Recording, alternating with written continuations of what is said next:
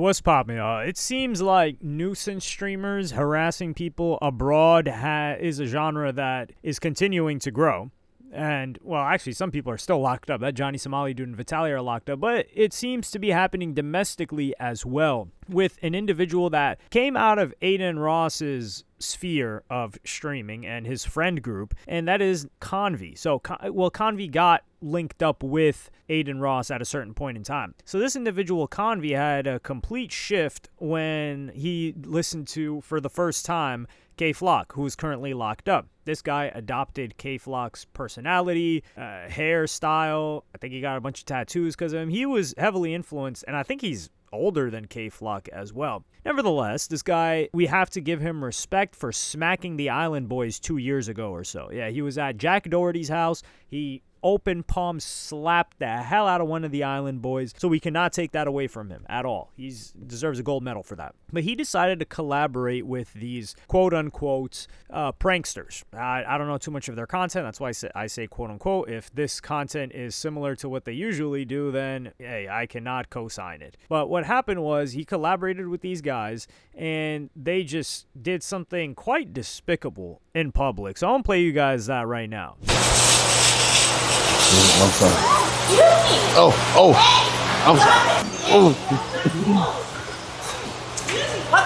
It's broken. Hey, stop. No, this is not okay. Stay here with mommy and pay attention. Do you understand? And you're going back in the car now. No, if you're filming it, we're calling the police. This No, is not okay. no, I'm a journalist and I'm just here shopping. Are you? Then what's that camera you have there? Oh no, this is my expensive equipment. Yeah? I walk around. And inside the Home Depot, he actually just was like... He didn't see you, ma'am. No, he did see me. No, I didn't see he you. got me, and they're recording on a... No, he didn't see you, baby. We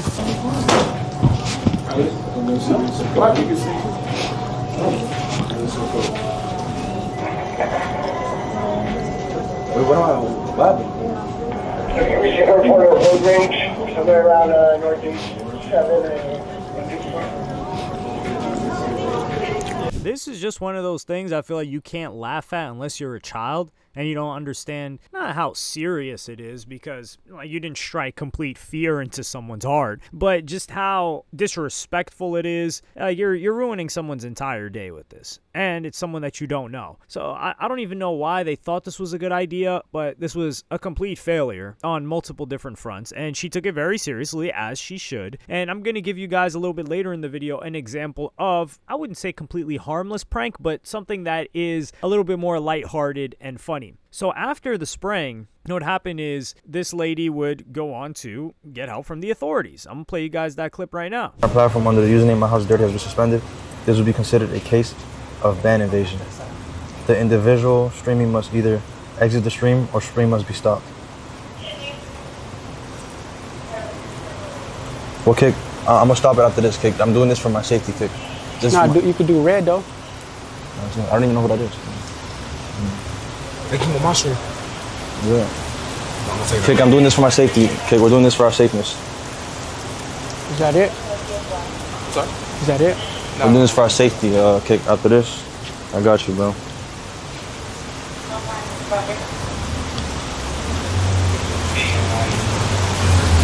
So this guy Convi got notified by Kick, like, yo, this is what's going on, and then he ended up getting arrested for this. And Adin Ross responded to this whole situation as well. So I'm gonna play you guys that clip right now. Convi, I spoke with Convi about it, bro. I spoke to Kick. Dude, watch the clip. I love Convi, but he should not be harassing people in public.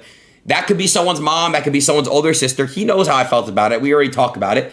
Look, I respect Convi, though, because he's actually getting out of his comfort zone and he's doing content that, like, that regular streamers don't do. I respect him for that.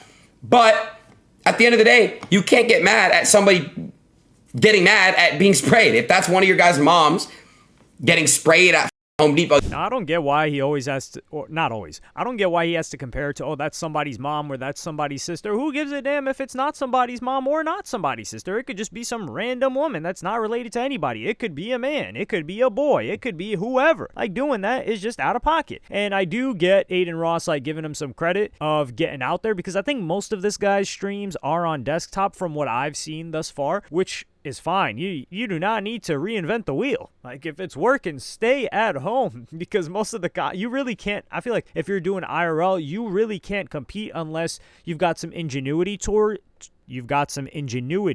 you. I'm freaking twisting my tongue over here. We're not cutting that out, though. Like, for example, there was this streamer named Hitch. I found out about him years ago, maybe at least 2020, maybe 2019. I don't know if he was streaming before 2019. But this guy, his whole channel was just based on hitching a ride. Like, he's just got no house, no nothing, and then he streams that whole process. And I think he did, like, bike rides across the country or something like that. And he never really blew up. I don't know if he got some more viewership after a while, but when I was watching him, he would average several hundred viewers, and he made incredible content. Now, granted, streaming back then wasn't as big as it is now, but still, at that time, what I'm saying is this guy doesn't need to bother anybody or do anything crazy to be able to stream. A lot of other people, like right now, you're competing with iShowSpeed, you're competing with Kai Cenat, you're competing with the production that DDG is doing, although DDG isn't doing anything crazy in public. So this guy probably felt pressure to create content, considering his content attracts a bit more of a toxic audience, for lack of a better word. Like, I remember this guy would consistently use his aunt, who is on OF, throwing it back, and kind of bait content with her.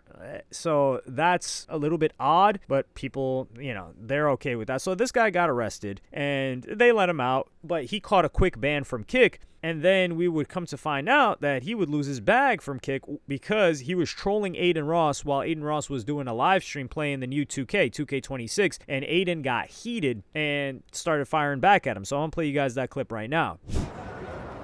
Dude, this is the jump shot. What up? You're banned. Get out of my stream. You're banned. You're banned. Get out of my stream. You harassed a woman. You harassed an innocent woman. You harassed an innocent girl. Stop trying to get your clip. Stop trying to get your clip. Your KPP's gone. Show your KPP next stream. Show your KPP next stream. Chat, he only has a stake deal. He lost KPP. Look how mad he's getting. See? He has no more KPP anymore. Convi only has a stake deal. He's only going to be doing 4-hour streams now. I'm not joking. Watch. He's not going to do IRLs anymore. He got banned from doing IRLs. I'm not joking. Let's get him the spot. Let's get him the spot. Come on, man.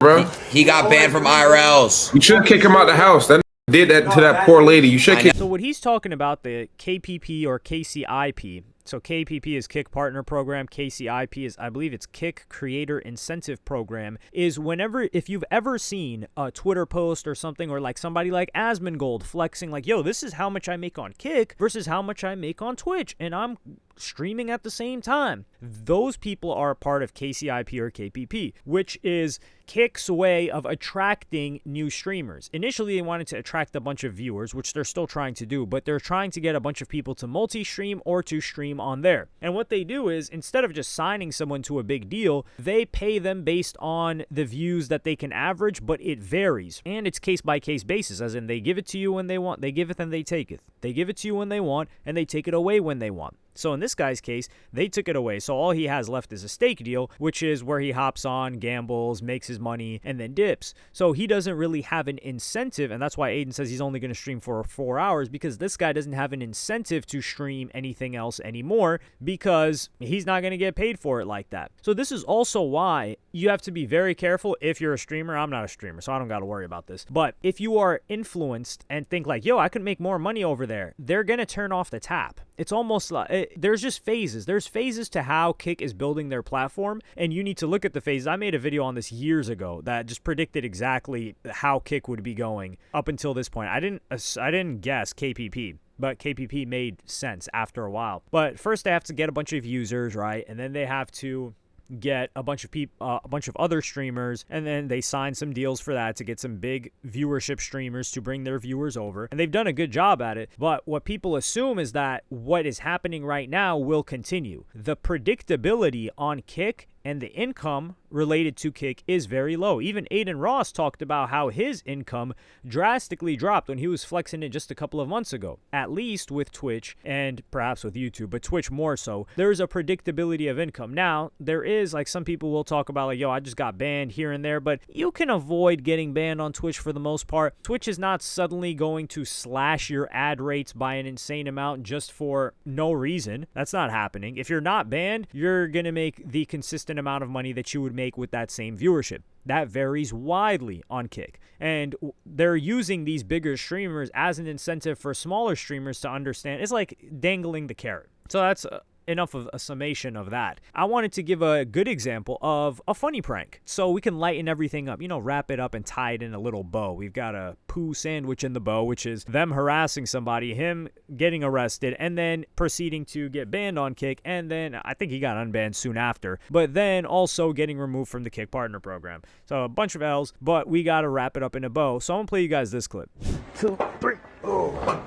You got it, Sean? Yeah. Oh my God. What's up, man? Oh, what's up? Well, I ain't seen you. Goddamn. Bro, you see I'm busy, but what's going on? I ain't seen you. Man, look, I'm trying to goddamn. Bro, honestly, fool, I'm really thinking about moving. I'm trying to move out this whole buy this, you know what I'm saying? Get my business started this shit. Where you gonna move to? Huh? What you mean? Oh, you see me talking to my good friend right now? Oh, Hellcat down in Sacramento. You don't think so? No. Bro, I think I can, honestly. No. You think I can? Yeah. That's what I'm saying. Hellcat, them motherfuckers 6'2" motherfuckers.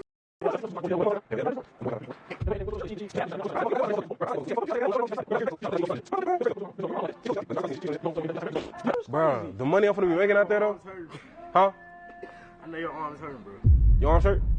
Oh, no, I'm chilling. So, like, and what about? What you mean? You sweating? You got it? Yeah, we got it. Yeah, we good. So, why Sacramento? So the caption to this was that they made this guy that's working at Home Depot wait all of this time while they were having a conversation. Now, I do understand the point that some people will make is like, yo, I'm working my 9-to-5 job. It's not a comfy office job. That's the thing. If it's a comfy office job, these people with these cameras wouldn't even be able to make it into the office. You've got to scan at the door to get up there, and you'd get kicked out a lot quicker. But with this, so I understand that perspective, like, man, don't bother them at all. Sure, I agree with that. However, if we just bypass that a little bit, this is funny. Like, nobody gets harmed from this. After this is over, they're like, yo, we were just messing with you. He's probably going to chuckle about it. You get to laugh because this guy's trying to hold it up. He doesn't want to seem weak. Like, yo, I can't hold this up anymore. It's been way too long. These guys are still chopping it up. And you even see his coworker come in at the same time and then dip out. So this is an example of somebody that's doing something funny that is also not harming anybody, and it's not lame, quote unquote. It's not like some simple gag. So shout out to whoever these guys are. That was funny. That was cool. I think another example of somebody that does a really good job of that is Cannell. I haven't seen recent Cannell stuff, but I'm talking about like 3 years ago plus. That guy's always been funny. But yeah, let me know what y'all think about this in the comments. Like, subscribe, and hit the notification bell if you enjoyed. And I'm going to see y'all on the next one.